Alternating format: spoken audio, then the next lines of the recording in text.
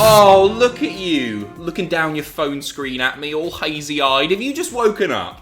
Looks like somebody's got a case of the Mondays. Hey, listen, how do you spot a blind man at a nudist beach? It's not hard.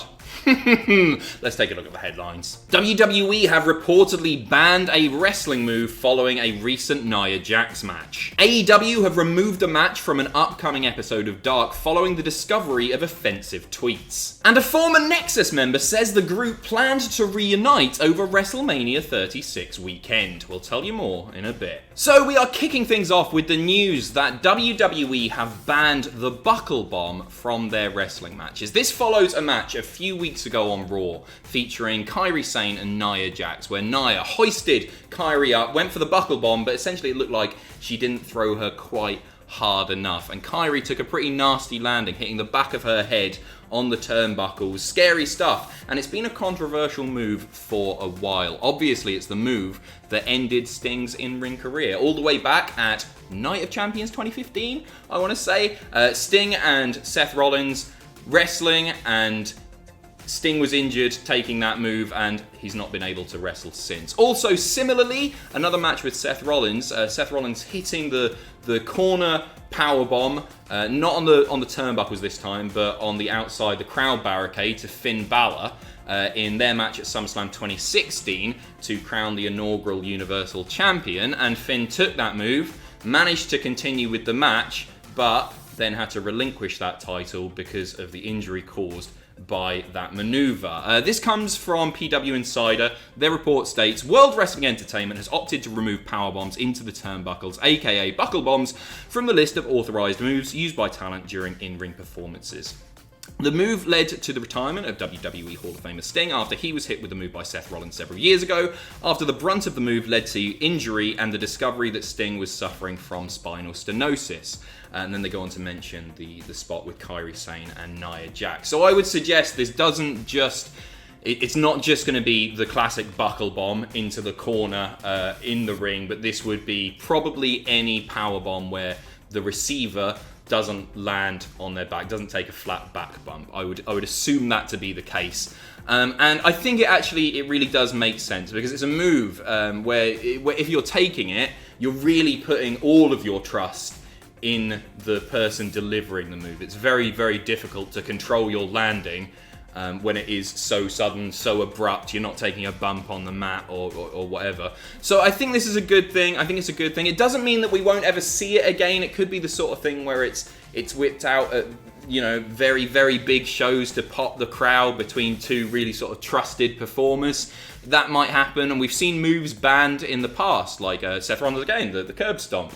A move that he now uses fairly regularly, but there are moves that have been banned for a long time, like the pile driver, so it might be added to that list. But for now, don't expect to see the buckle bomb in a WWE ring anytime soon. Next up, AEW have pulled a match from this week's upcoming episode of AEW Dark, following the discovery of some very offensive tweets made by one of the in-ring performers involved in said match. This is not a full-time member of the AEW roster. It needs to be pointed out immediately. We're talking about a man called Clutch Adams, who you may remember from a previous episode of AEW Dark. He had a match with QT Marshall. This week's episode was set to feature him versus Sean Spears. However, do not expect to see that match following the discovery of these tweets. These tweets were unearthed. They were tweeted to Cody Rhodes. Cody saw them, replied quite simply, his match has been removed. I'm not going to read the tweets in question because they are deeply, deeply offensive, containing various homophobic and racial slurs. However, Clutch Adams has released a statement apologising for his actions. It's a very lengthy statement, so I'll read part of that now. I'm sitting here at my computer staring and trying to come up with the words that best describe how devastated and horrible I'm feeling right now. The best I can come up with is that I'm truly sorry. I'm sorrier than I've ever been about anything in my life. When I wrote those original tweets 7 years ago, I was a 20-year-old kid. I was trash-talking friends about a football game on Twitter.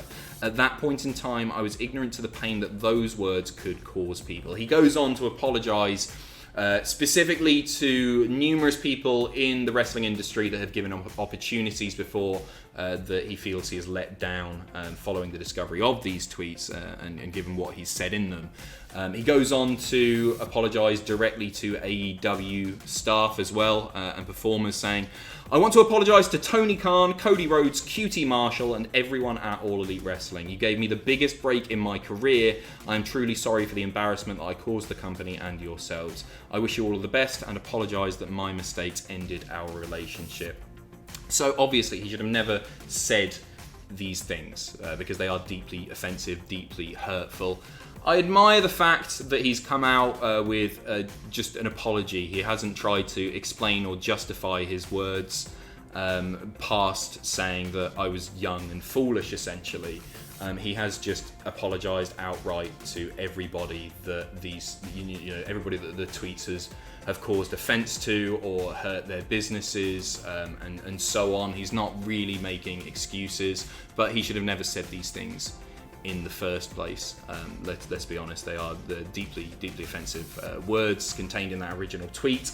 It's one of those things. We've seen it happen numerous times in wrestling and all over the world, in fact, in entertainment and various other fields where old tweets have been unearthed and they cause significant damage to people's careers when they have been unearthed. So I guess the lesson, once again, is don't say things online that...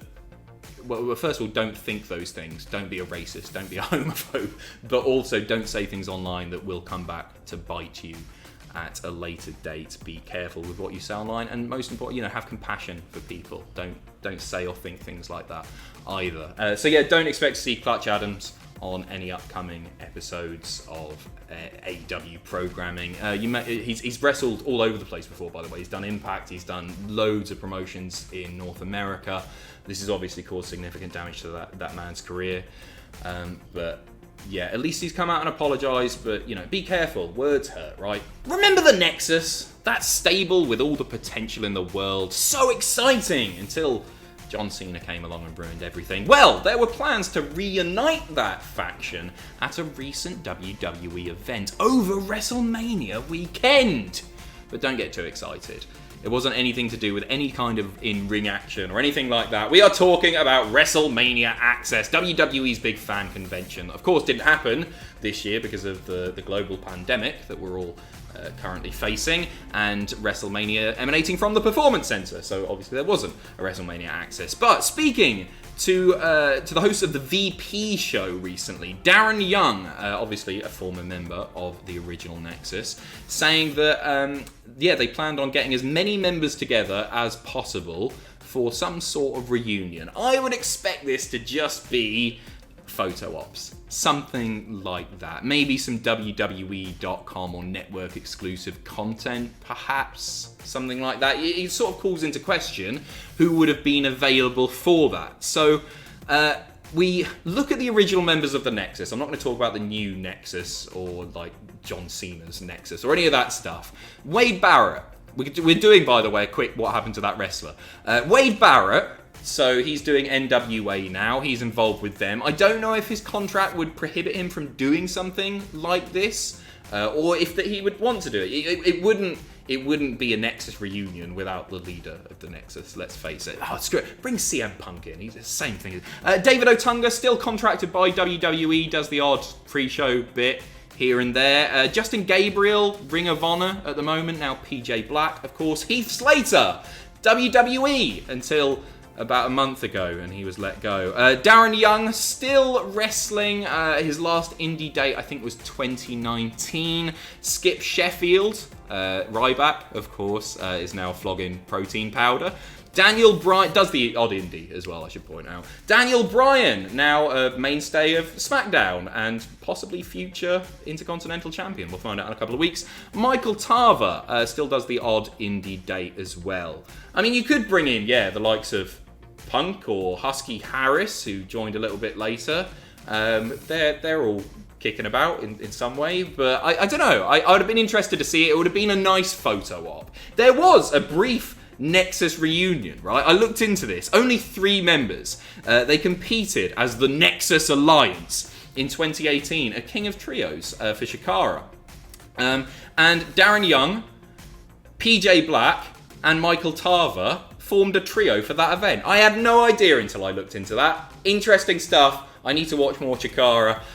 So yeah, it's a shame it didn't happen, but there's still time, right? Bring him back. Put him over Cena. Job done. And finally, and tragically, we are ending on some very sad news indeed. Danny Havoc has passed away at the age of 45. An independent wrestler, former CZW star, he debuted for that promotion in 2005, went on to become a multi-time champion for CZW.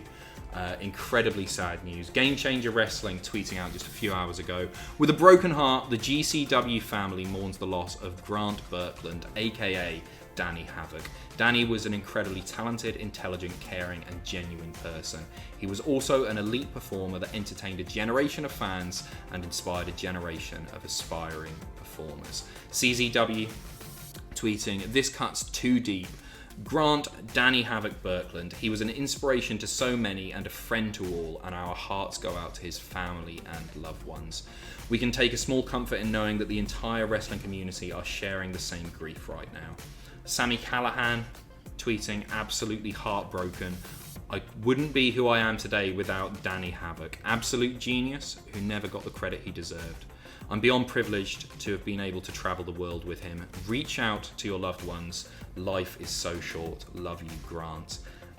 And there's been an absolute outpouring of support for Danny Havoc's friends and family, and just an absolute tragedy following a really awful few weeks for pro wrestling. It's so very, very sad to be reporting another wrestler death. We don't have a confirmed cause of death at the moment, but there are reports circulating that he may have taken his own life. His wife passed away a couple of months ago now, and just an absolute tragedy. So rest in peace, and all of us here at Cultaholic send our love and our thoughts are with the friends and family of Danny Havoc.